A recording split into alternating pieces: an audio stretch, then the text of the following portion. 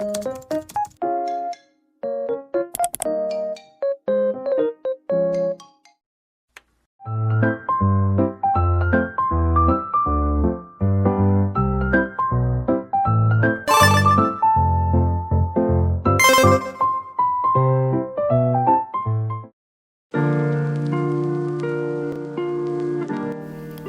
and welcome back to my channel. If you are new here, my name is Lofi and I'm an author, illustrator based in the UK, and Brielle and Bear Once Upon a Time is my debut graphic novel. So today we're going to be going through the process of how I created the front and back cover for my graphic novel. So yeah, get yourself a hot drink or cold drink, whatever you like, and let's get into it.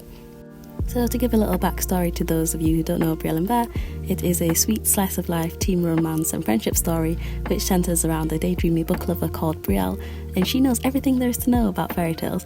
Upon her arrival at Once Upon a Time University, she begins working at Once Upon a Time bookshop and she bumps into Bear, who's the shy vice captain of the Once Upon a Time Prince's rugby squad, and she falls into a modern day fairy tale, or so she thinks.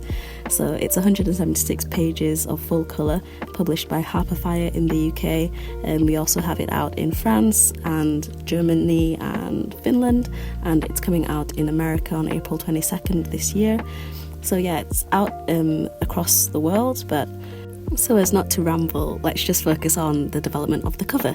So before I had a publisher, I had developed this graphic novel concept towards the end of 2020 / the beginning of 2021. So I'm going to put some images up here of the cover, the first cover that I imagined for this project. I think it was March 2021 that I was drawing these sketches for a cover for Brielle and Bear, and actually these these two images of Brielle and Bear kind of walking past one another and looking back at each other ended up on the inside pages, so I'll put a little shot of that here. So I'm glad that I didn't lose that, because that's always been part of the story from way before I had a publisher. I got a publisher for this book in 2022 in I think it was September 2022, and I originally thought that the cover that I had originally developed was going to be the cover, but after discussing it with the publishers and my art director for the book, we ended up going in a slightly different direction, and I'm really glad that we did, because it's a much stronger cover that we came up with. So it took a bit of time to develop the front cover.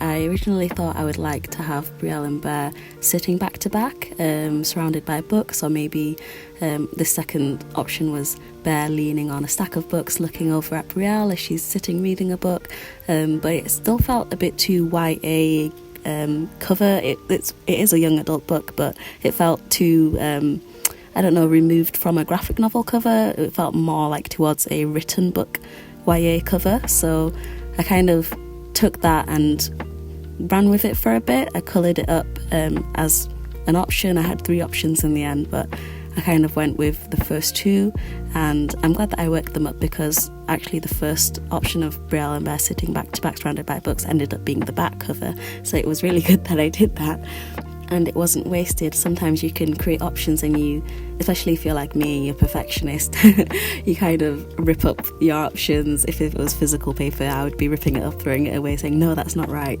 but I'm glad that I didn't necessarily do that with this first artwork. I saved it and it got used somewhere, and I'm seeing a lot of that throughout the development of the graphic novel, is reusing bits of art that I've created here and there, so it's not wasted, it's reused somewhere, which is wonderful. So here I'm actually colouring in the first option for the graphic novel cover, which is what I thought would be the cover, and it would have been a nice cover, but sometimes I create artwork and then I go away. After a few weeks I look at it and I think to myself, I'm not really vibing it, it's not really speaking to me as it did when I first created it. And it wasn't really, with this piece of artwork, it didn't feel like the cover for Brielle and Bear. It didn't feel right enough for the cover for this, because it's a series of Brielle's arriving at Once Upon a Time University, and it didn't feel like arrival, like that feeling of arrival at Once Upon a Time University to me. It was cute, but it just didn't feel right. It didn't have the essence that I was looking for. And I find myself a harsh critic of my own work, which is probably, I don't know, is it good, is it bad? I don't know, but it prompts me, it pushes me to do better than I've done before. So I started sketching out a new idea, which was Brielle in the forefront, Brielle arriving at Once Upon a Time University. And while that was nice, I also wanted Bear to be included in that, so I kept sketching until I got something that felt like, okay, I can now see the two main characters really clearly, but it also feels like Brielle is arriving. She's looking forward to starting at Once Upon a Time University. This is the beginning of a new era for her, a new dream for her, and not only for her, but for all these other characters who are in the background. Her arrival kind of, her arrival at the university is like you dropping a stone into water. It's going to affect and influence all these other characters. So I wanted them to be included. So in the background we've got Bear's friends to the left, his best friends Poe and Levi, and to the right we have Brielle's best friend Rosalie and a boy called Paval.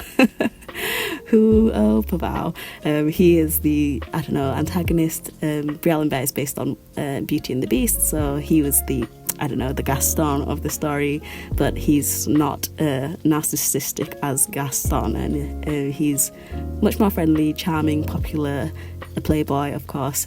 He's someone from Brielle's past that her arrival kind of, attracts him, but also he becomes a little bit of an antagonist, and Bear's rival in the story, especially across the two books, because the Brielle and Bear Once Upon a Time is the first book of a 2-book series. So so I wanted those characters in the background so that you feel that her arrival it's not just Brielle and Bear, it's her arrival affects all these other characters as well. So once I hit on that and I sketched that out and I started to draw it up, I felt, this is right, this is the direction I want the cover to go in.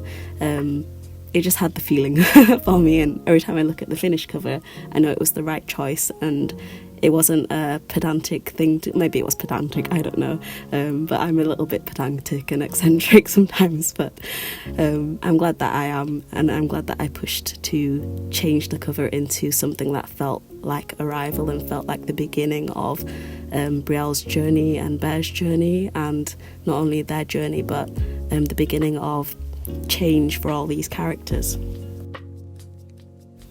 Having a character-focused cover as well is really not just important for, expressing what Brielle and Bear is about, but also in terms of the art style on the inside of the book. I've gone with a very watercolory, pastel colours, which are really kind of cute, and I've kept the main characters or the characters throughout the story as the solid colours, so having that on the cover as well kind of expresses what's on the inside of the book. So when you open it you see that the characters are, they stand out, they're easy to read, they're very legible because they are darker colours or stronger colours on top of lighter colours. The background people are soft as well, in pinks and colours that are unobtrusive, so carrying that art style that was on the inside to the outside was really important as well, to kind of capture the essence of the art style of the book. And so these are some examples of what I'm talking about from the inside pages. You can see that I've kept the characters in their full colours, but then the backgrounds are pastel, and having that on the outside as well just kind of ties the whole book together. The colourways or the gradients in terms of the back as well of the background behind Brielle and Bear on this cover changed a few times. I originally did this onto a blue, and then I was thinking blue and pink would be really nice. We ended up going with sort of a yellowish to orangish to pink gradient eventually for this cover. And I do like it. I really did want the blue and pink, but the publishers, in talking through with them, they really preferred the pink, the cover that we've gone with, and I really like it now as well. But it was pretty tough to let go of it. When it came to the lettering and the writing of Brielle and Bear, Brielle's writing in terms of the text for her name, that has actually remained the same since I conceived the project back at the end of 2020, when I first wrote Brielle for the cover or for the project. I didn't know it was going to become a book, but when it became a book it was really good that I had written her name like that, and it stayed the same from 2020 till now till it's been published. We kind of had to figure out what to do about And Bear.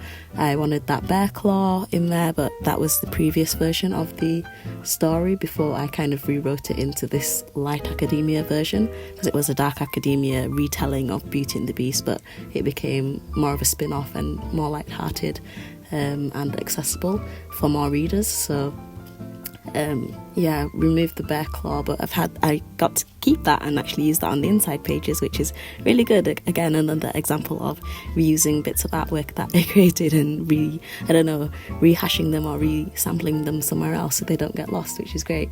My art director created the amazing swirly writing for my name, Salome Doku, and it just came out amazing. I love it. It's so Disney. The banner is so Disney, and I adore it. It's beautiful.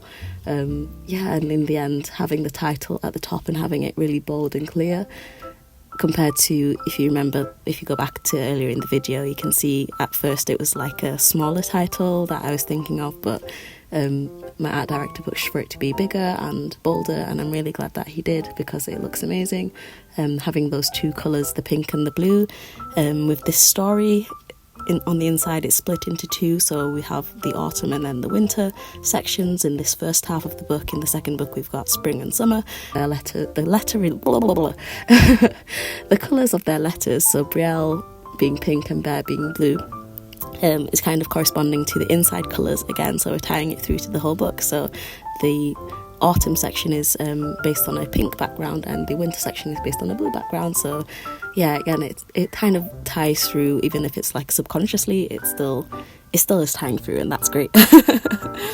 And by having the autumn leaves as well makes it feel like the start of school. Well, in the UK we start school in September, in the autumn time, so having her arriving at the autumn time and having those autumn leaves blowing around, not having too many butterflies, because initially, if you remember the earlier examples or the earlier ideas that I had, I wanted a lot of butterflies and papers and stuff flying around, but kind of pulling it back and having just the main one butterflies kind of above Brielle's name, and that lettering is handwritten as well, so I don't think I made that clear. I handwrote Brielle's name, and then Bear's name and Once Upon a Time is text. The and is also handwritten by me as well, and my name is handwritten by my art director, and he did the banner and all that as well. So we work together in that way. But obviously for me, being the artist, I have to create the artwork, so and if I'm being a bit pedantic in terms of, oh no, that's not quite right, let me go back and redo it until I'm happy with it. It's on me really to do that, it's gone really well. I'm really happy with the cover in the end. I'm happy with the book as a whole. It was a passion project and I really enjoyed working on it. I really enjoyed creating it, and I'm so grateful to have got the opportunity to be able to create this beautiful book and have it published across so many different countries. It's amazing that people get to pick up my work and enjoy it as well. So I hope that you enjoyed watching this time lapse. And don't forget to subscribe, like and comment as well, and let me know what you thought about the development of the cover. Maybe I'm rambling too much and I'll stop rambling in the future, but thank you for watching this video, and I'll see you all again soon.